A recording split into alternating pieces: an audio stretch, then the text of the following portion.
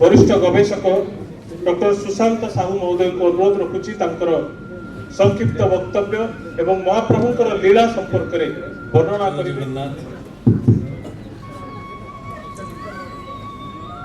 अनंत कोटि ब्रह्मांडर नायक श्री जगन्नाथ को पाद तले मोर कोटि कोटि प्रणाम तथा आज मंच उपस्थित थिबा एवं मंच आगे बसी समस्त भक्तवृंद को मोर प्रणाम। समय हो सारा किसी कहवा पूर्व निश्चित भाव में कहबी ये जो अनुष्ठान आम जिते प्रकार मुपर्यंत अनुष्ठान को जाइए सभा को जाइए निश्चित रूपे गोटे नियारा मंच एवं नियारा परिचालना नियारा यार सब किसी नियारा अच्छे जिते भितर को आम पशिलु वेलकम टू धरिकी एपर्यंत आसिया पर्यंत सबू कर्मकर्ता माने प्रथम कथा भारी यंग जोटी अन्य किसी करवा कथा से ये अणसर पीरियड रे महाप्रभुर अणसर टाइम रे से यहीपरि भव्य कार्यक्रम करुँच। द्वितीय कथा मंच उपर देखला बेलू आम महाप्रभु नहांती अणसर बेले मुझे देखनी पटी दियो आमर पूजा पाई केतल को अनुष्ठान हवाटा मणिमा पाद तले मोर कोटि कोटि प्रणाम। बहुत भल लगे पटी दियो को आम दर्शन कर अणसर टाइम रे एभली भव्य तांकर जगन्नाथ कार्यक्रम आज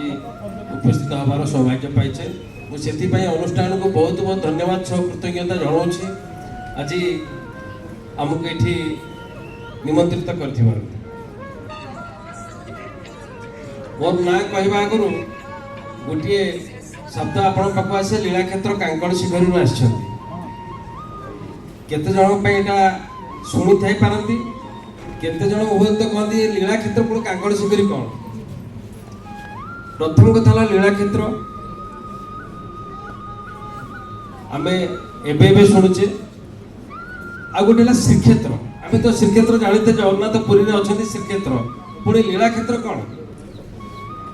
महाप्रभु जदि श्रीक्षेत्र रे क्लास टीचर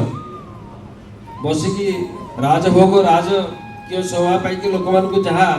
भाव में कथा आदान प्रदान करती ठीक उल्टे देव जदि महाप्रभु को आसला लीलाक्षेत्र तांकर परिचय गोटे ड्रिल मास्टर पड़े जो मोगल मान हृदय से बसी श्रीमंदिर को 18 थर आक्रमण करी महाप्रभु को 21 थर रत्न सिंहासन छाड़ी विभिन्न जगह लीला जो करिसेंती 300 वर्ष पर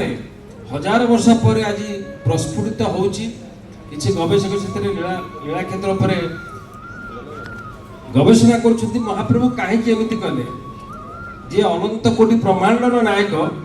तांको पुणी एत कष्ट कहीं पड़ा ताकू किए बाड़िया पिटा कर श्रीमंदिर को बाड़े महाप्रभु 100 वर्ष काल पाताली होगले सोनपुर श्रीअंग उड़ी लगिगला ब्रह्म पदार्थ सेमती रहीगले सेठू आसिले गड़कुंज रही आमर खोर्धागढ़ रही एमती विभिन्न जगार जो रही से गोटे जगह है लीलाक्षेत्र कांकड़ शिखरी चिलिका मझिरे गोटे 10 एकर जगार गोटे जगार 4 मास 16 दिन महाप्रभु रही अति गुप्त सुप्त भाव से यहीपरि भाव थे जी पाखआख गाँ थे प्रभु को सेठी अन्न प्रसाद लगे करना कहीं कौन लोक को जड़े ना आम मोर सान भाई डुबू भाई बस आम से बहुत संश्लिष्ट सेठी केवल जो कांकड़ फल से जंगली फल जो फल थाए से फल को महाप्रभु को नैवेद्य आकार कारण ता पूर्व कांकड़ फल को रोष घरे प्रवेश नाला कि लीलाक्षेत्र कांकड़ शिखर जो 4 मास 16 दिन रही से से कांकड़ शिखर केवल कांकड़ फल ही खाई रही ये हूँ गोटे कांकड़ शिखर विचित्रता। किंतु कौन पाई महाप्रभु 300 वर्ष धरिकी 1731 मसीह प्रभु रही 2015 मसीह से लोकलोचन को से क्षेत्र आसला जो क्षेत्र आज लोकाभिमुख हबार जो सेवार ए अकिंचन को किसी सुजोग मिली आम निरंतर भाव से सेवार लगी अच्छु। ये जो 10 वर्ष भितर आसंता 16 तारिख जो श्रीगुंडीचा होती पालन करा श्रीगुंडीचा जहाँकि विश्व एक अन्य और विरल रथयात्रा आपण हूँ कई टीवी देखि कि जान थे महाप्रभुंर जल भितर रथयात्रा होची सारा विश्व केवल कांकण सिकुटार जल रथयात्रा होची से विश्व गोटे अनन्य रथयात्रा तापर आउ गोटे से विश्वर अन्य कार्यक्रम गला वर्ष से हूँ महाप्रभुर दारू निर्मित 24 बेशर दिव्य दर्शन प्रदर्शनी नुह दारू निर्मित एका बेले आम देखा दारू निर्मित 24 बेशर दिव्य दर्शन ये हूँ कांकण शिखरी में महाप्रभुर विचित्र लीला अन्य लीला भितर ये दुईटी लीला 10-12 वर्ष भितर सारा विश्व वंदित विश्वर निरा एवं अनन्य गोटे क्षेत्र भाव से परिणत कर तत्व विषय को मुझे जाऊनी बहुत समय है आपण मान समस्त को मु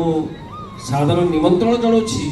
जदि सुजोग पाइबे एथर लीला क्षेत्र कांकण शिखरी आसी महाप्रभुर से अपूर्व लीला को आपण मैंने स्वचक्षु दर्शन करतु तापर ता विषय अधिका जाना चाहिए निजे निजे जानीपारे ना अन्न को ये तो बहुत समय है अन्न केतबले आम हूँ तो सुजोग पाइले आम आलोचना करें आप जानीपर तेणु आपण थे से क्षेत्र को परिदर्शन करने को निश्चित भाव में आसतु सी है बालुगाँ गला बेले नाचुणी जो स्टपेज आसो से 6 किलोमीटर जी चिलिका कूल को चिलिका कूल में आप बोट्रे जी मात्र 10 मिनट रास्ता 1 किलोमीटर रास्ता तापर गोटे सुंदर 10 एकर गोटे टापू आसो से समस्त महाप्रभु भव्य व्यवस्था कर विचित्र ये रथयात्रा देखा सहित प्रसाद सेवन व्यवस्था अनुष्ठान करें तेणु आपण समस्ते प्रभु को डोरी रे बांधी थे एथर देखा से रथयात्रा देखा निहाती भाव में आसतु मुझे कहूँ जय जगन्नाथ जय जगन्नाथ निश्चित भाव में आप कांकण शिखरी क्षेत्र को दर्शन करंतु से तकी खार आक्रमण इतिहास को स्मरण करंतु